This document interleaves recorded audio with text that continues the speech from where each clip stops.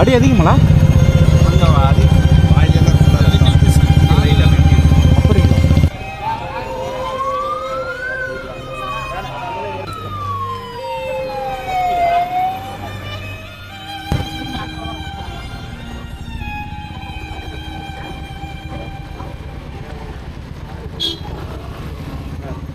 அடி அதிகமாண்ணா?